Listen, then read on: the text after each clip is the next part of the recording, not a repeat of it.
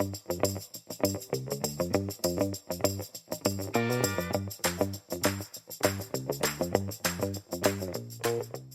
hello everyone, and welcome to Debra and Peter are doing a podcast with Debra Allcock-Tyler and me, Peter Wanless, and it's lovely to be with you. And my mood is greatly enhanced from last week because miraculously, Somerset County Cricket Club won their fixture against Essex, despite it looking like we were going to lose.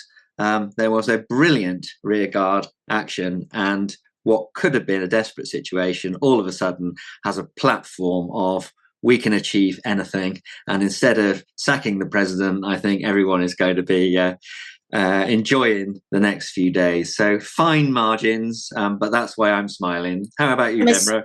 I'm assuming, Peter, that the victory was in direct response to our conversation on our last podcast about learn, adapt, evolve, and they did that in the space of a week.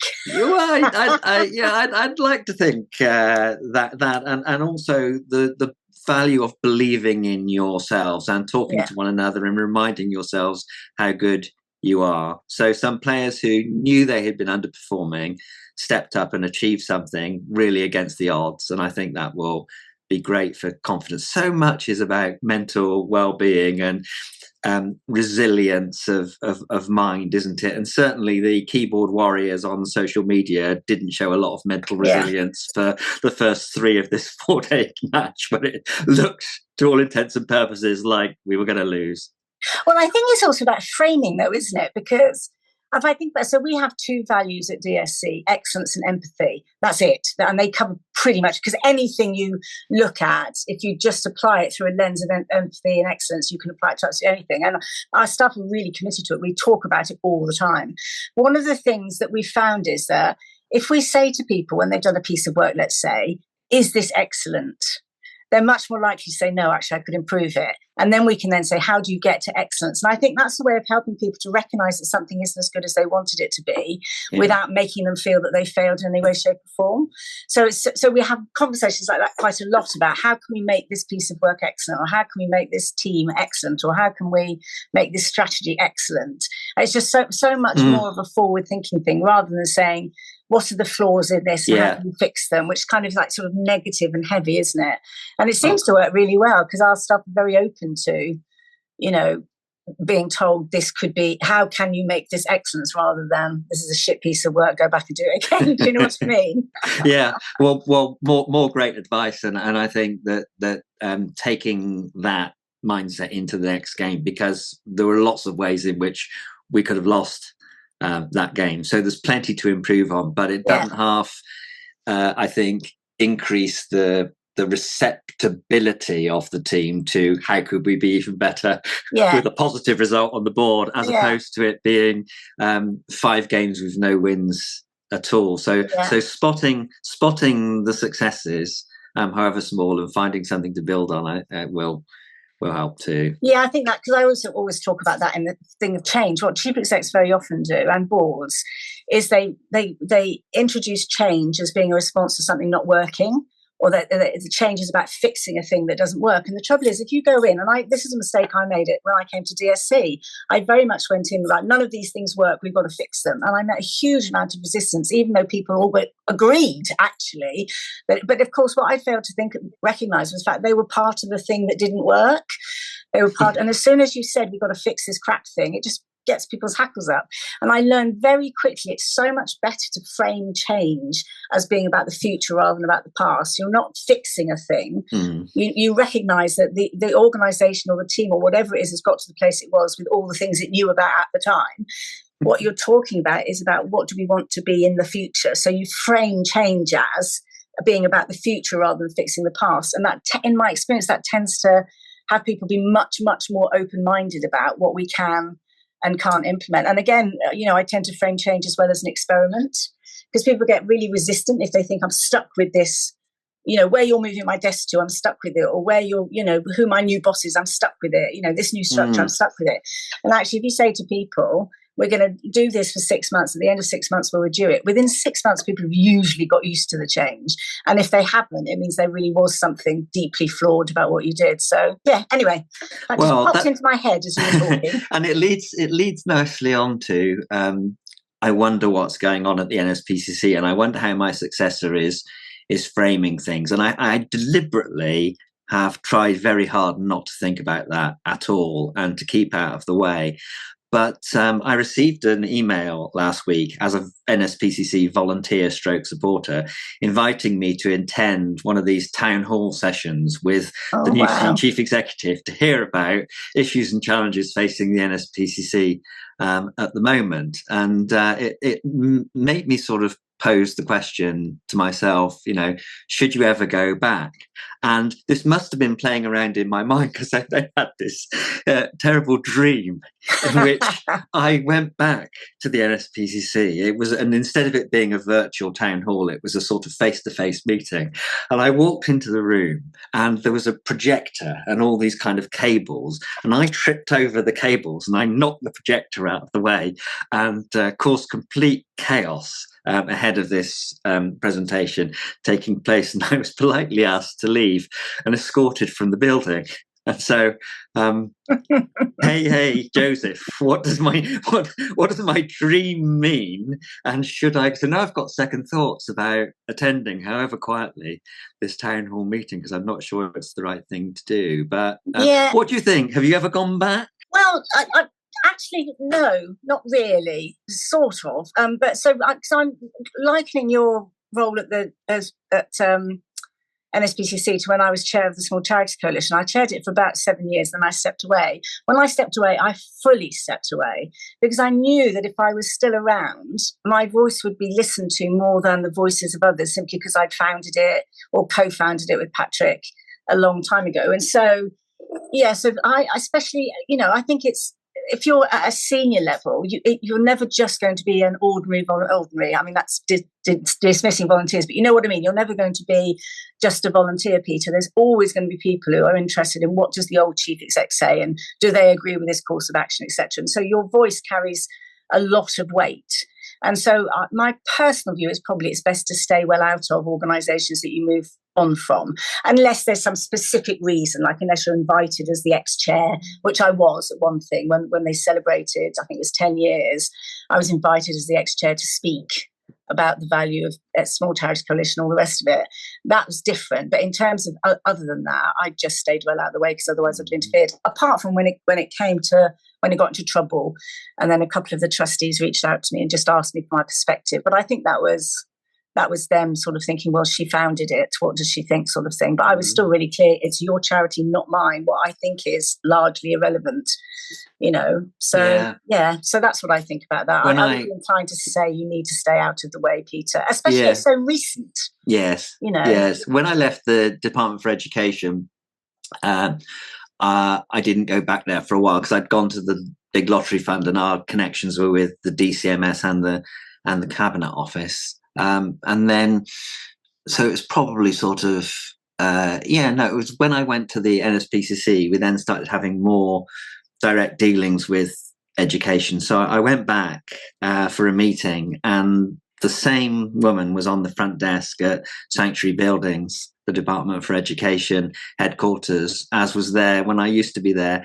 And her face completely lit up when she saw me. It was wonderful. She said, "Oh, Peter, it's so nice to see you. Who are you here to see?" And gave me sort of special treatment and all of this. It was lovely. And she said, "Oh, Peter, all the nice people have left this place now." And I thought, oh dear, that's probably not the right thing to say when you're on the front desk of the building. So I was reasonably new, and I went back to the people who were on the front desk at Western House, the NSPCC headquarters, and I told them this story. I said, "Oh, I met this lovely woman who works on the front desk at the DFE, and it was so nice to have a chat with her." And she said to me, "Oh, Peter, all the nice people have left this place." And I expected the people on the front desk at the NSPCC to say, "Oh, that's not the right thing to say." But instead, they said to me, "Oh, do you know, Peter, it's just the same here." That's funny. Actually, that really makes me think of, like people giving us feedback about ourselves. Because, like, I don't know what it's like for you, Peter, but there are people, out there in the world who think I'm absolutely awesome, and there are people who think I'm absolutely awful. And you sort of think, well, who's right about that? And it always reminds me of that Rudyard Kipling poem, If. And that line, if you can meet with triumph and disaster and treat those two imposters just the same. And I think there's something sort of telling about that. There's the people who think you're wonderful aren't right, and the people who think you're awful aren't right. It's a much more complex sort of thing in the middle. And the best you can ever be is self-reflective. You determine for yourself your worth rather than let it be determined by other people. And that's quite, hard to, because we like the good stuff, although I don't know if you're like me, but so I lap up the good stuff, love to hear it, but I can have 10 people say, Deborah, you're brilliant, and one person say you're just a dreadful woman.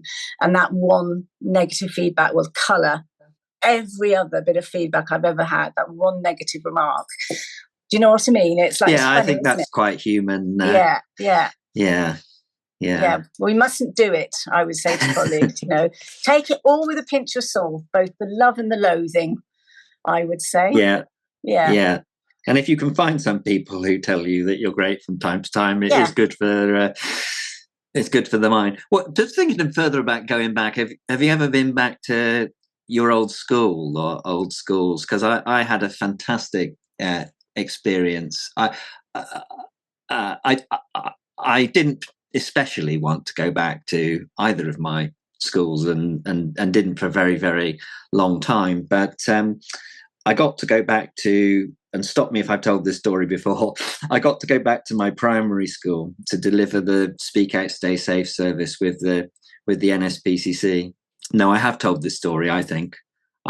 Well, I don't remember it, and I'll read it. All right, tell it again. So all these little children were sitting on the floor, lined up in the school hall, and the school hall looked exactly the same as it did 50 years ago when I had been at this primary school, except they were sitting sideways on rather than facing the front, as I understood it. And they asked me, what's changed in this school since you were here? And I said, well, very little has changed, but you are all sitting sideways, because when I was here, we sat on the floor exactly like you, but we faced in this direction so that we could see and as I was about to say it, I think they're not going to know what an overhead projector is. But I said, we used to face there because something projected the words of the songs that we sang onto the wall. And now you've got and they were facing sideways because there was a great big sort of smart screen TV on the wall. I said, now you've got a computer, I said, which makes me realise that there weren't any computers at this school when I was at school. So that's another big thing that's changed. They thought that was very interesting and said, right, have we got any questions for Mr. Wanless? And this little boy at the back put his hand up and said, yes, what's your question? And he said, Mr. Wanless, was there electricity when you were at school? So there you go. That's how old I look now. The thing I remember about school was the loo roll, which was that horrible, it was like tracing paper, it wasn't soft, it was that plastic thing that didn't absorb any moisture at all, simply spread things about. That's my lasting memory of school, is a dreadful toilet paper that could inflict injury upon you if you didn't wield it carefully. You know what I mean? Yeah, I definitely didn't go to school to go to the toilet. No, I went to primary school to sing songs and play football. Yeah, talking of toilets, I've been thinking quite a lot about toilets. Yeah, talking of toilets. Seriously, I've been thinking a lot about how very difficult it can be for chief execs in charities to navigate some of the challenges that come at us, particularly when it comes to contentious issues. So I was thinking about the Supreme Court's judgment about biological male, biological female, and how that's landed in society and in the trans community and other communities. And I was thinking about the AHRC ruling, which is, like, I think probably gone a little bit too far in its interpretation. They might have to roll back a bit. But I was thinking about how I have to be honest, my first thought was absolute complete relief that we don't have any offices at DSC. We all work remotely. So most of the issues that are going to crop up don't affect us. Neither do we offer services to any particular section of society, so we don't have to worry about any of that. But then I was thinking about all my colleagues who will have this nightmare scenario to navigate where, they will want to be, well, will they? I don't know. But we would want to be respectful and inclusive for our trans colleagues, whilst at the same time not putting other colleagues in situations that feel really difficult and awkward.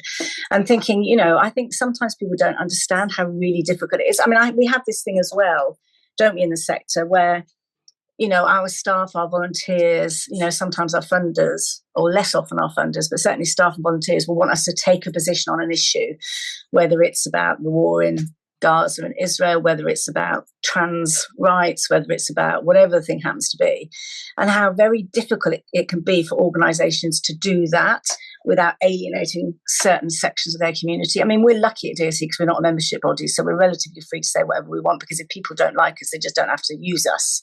It's not the same as when you annoy a member. But how incredibly difficult it is when people have such, especially, very contrasting views on these things, and how you've got to navigate it. And I come down to, unless you're an organisation that specifically, if we talk about this trans issue, is specifically supporting LGBTQ plus people, or you're specifically supporting just, lesbian, gay people, then I think for the rest of us, if we speak out publicly, we run the danger of being accused of being political in whatever it is that we say. And so my advice generally, I think, to colleagues is just go back to your charitable objects. And if your charitable objects are, protecting the environment, then you don't have to make public statements about issues outside of that particular narrow sphere. But of course, people expect more of us as charities. Like, well, you're charities, so you have to care about the environment, and you have to care about sustainability, and you have to care about everybody's rights, and you have to, and it's like such a nightmare to navigate. Anyway, that's what I've been thinking. What do you think? I think that this particular issue you've described is especially challenging because it throws up tension between people who are fighting for different rights that are in conflict with one another. And so it's really important that we understand and respect people for who they are, whatever their gender definition. But this debate has become especially kind of polarized with those who cannot see any position beyond self-identified gender definition on the one hand, and those who have fought really hard for women's rights and protected space for women on the other. And if I go back again to my secondary school, it now has a really great motto, which is be brave, be kind, be the best you. And there's been a real lack of kindness, I think, in the intolerance which many people have shown in this debate about gender definitions. And so I'm willing to, personally, as a kind of individual, I want to be kind. I want people to be the best version of themselves they can be, and I think we need to respect the law for what it is. And through all of that, I'd like to think,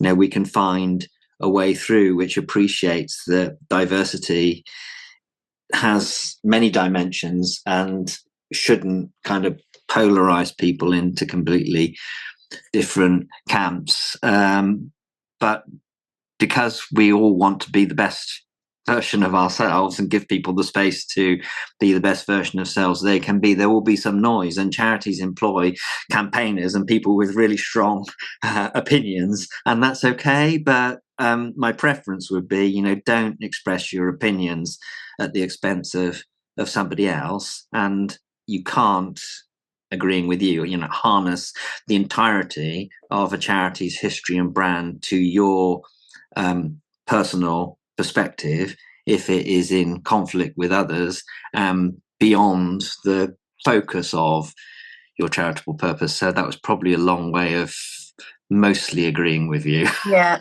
So have you ever faced a situation like that, Peter? Either when you were in government or during your career? Yes. I mean, and absolutely in this space, including onto the front pages of the newspapers when the NSPCC cut its ties with Munro Bergdorf, who had been adopted as a ambassador, as she called herself, for Childline, which wasn't quite what had been cleared or kind of agreed with everyone. Can you remind listeners, Peter, about that story? Because I expect lots of people are thinking, I recognise the name.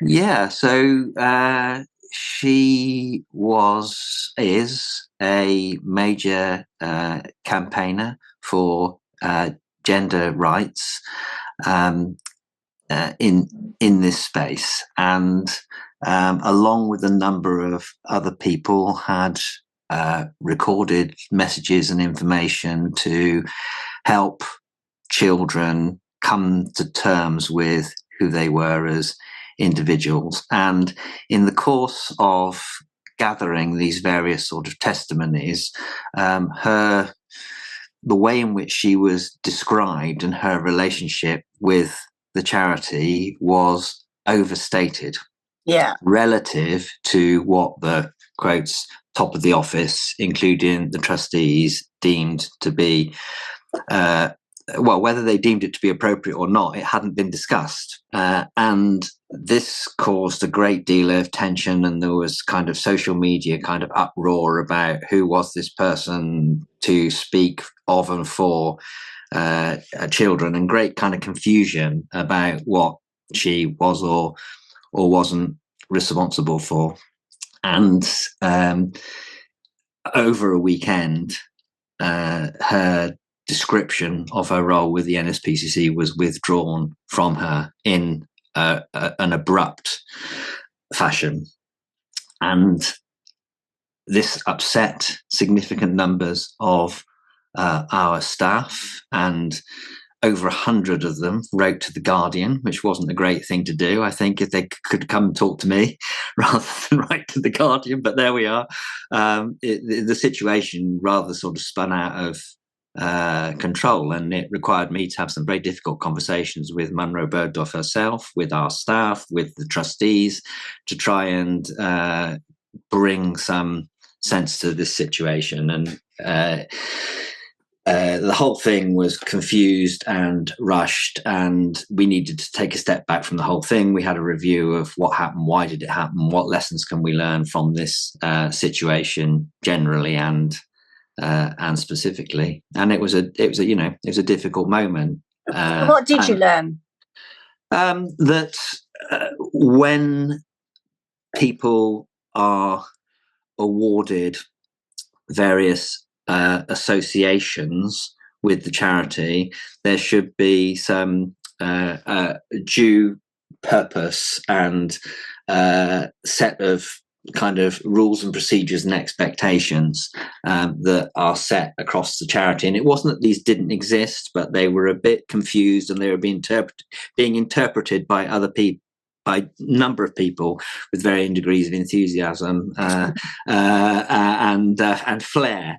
And you don't want to get into a situation where each and every person who says, I support the NSPCC, has to be approved by the entire board. I mean, that way madness lies. But you do need a regime for determining where and how and what association and roles people will have, whether those are trustees themselves, whether they are high profile volunteers, whether they're performing all sorts of roles which would associate with a charity. You need to agree on the kind of values and expectations of and behavior. So all of that was set out in a much clearer set of arrangements, because so that people right the way down the organisation could take these decisions with confidence. And in the end, actually, the regime that we put in place was highlighted by the Committee on Standards in Public Life as a kind of exemplar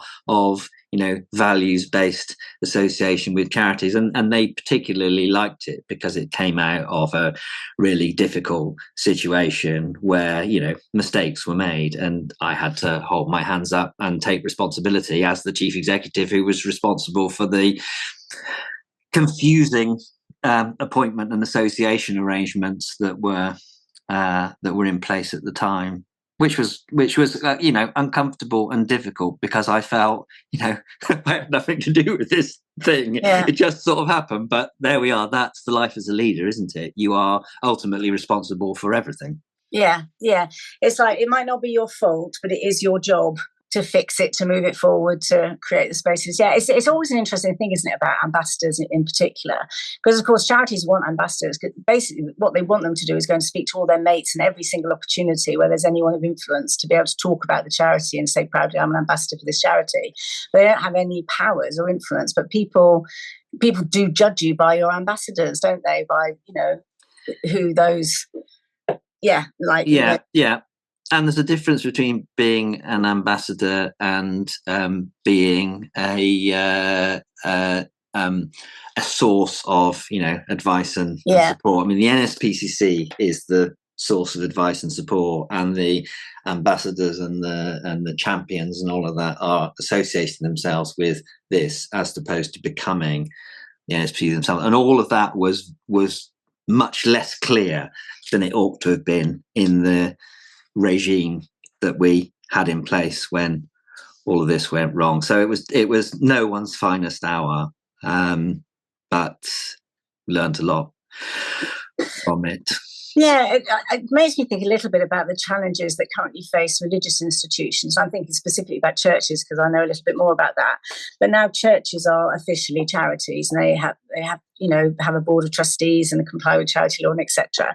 And how often sometimes the religious teachings or the words of the vicar, let's say, can be at odds with the organisation's duty under charity law, and how the hell you manage that. You can't really sack your vicar in that, and I think that, and I know that, colleagues in other, in the Muslim and Jewish community face similar challenges where, the whole purpose of their existence is about the religion, but they still have to comply with charity law. And sometimes those two things can be very much at odds with each other. It's like, I tell you what, Peter, when you think how bloody complicated life is in our sector, who would ever choose to be a chief executive? I mean, honestly, the challenges that come at you, think, why am I having to deal with this? This isn't even relevant to me, and I actually don't care about it, but you have to deal with it because somebody cares about it, Very, very, very challenging. How the hell we stay sane is a mystery to me. By being brave, by being kind, and by being the best version of ourselves we can be, I think absolutely right. It's not a bad motto. Although I did detect a weakness in the motto when the head teacher explained it to me, because what he meant by be the best you was make sure your tie is straight and you line up quietly outside the classroom and be the best version of you from my perspective. Whereas I said, as I spoke to the school, I said, I'm going to be brave here, and I'm going to suggest that my interpretation of be the best you is not the same as your head teacher's, who's put this fantastic motto in place, because to me, be the best you is be the best version of yourself, and don't spend inordinate amounts of time, especially as a secondary school pupil, trying to be someone that you're not. Oh, do you know what? I think that's an absolutely perfect point to end this week's podcast, with a message from the wise Peter Wanless. What was it again? Be brave, be kind, and be the best version of you. My sister actually has a very similar motto. She's like being the best version of herself. And she's like always like, I'm trying to be the best version of myself, which isn't easy. But it's a great motto, I think. It's something wonderful to end this week's podcast on. Yeah, 3 cheers for Sheldon School, Chippenham. Yay!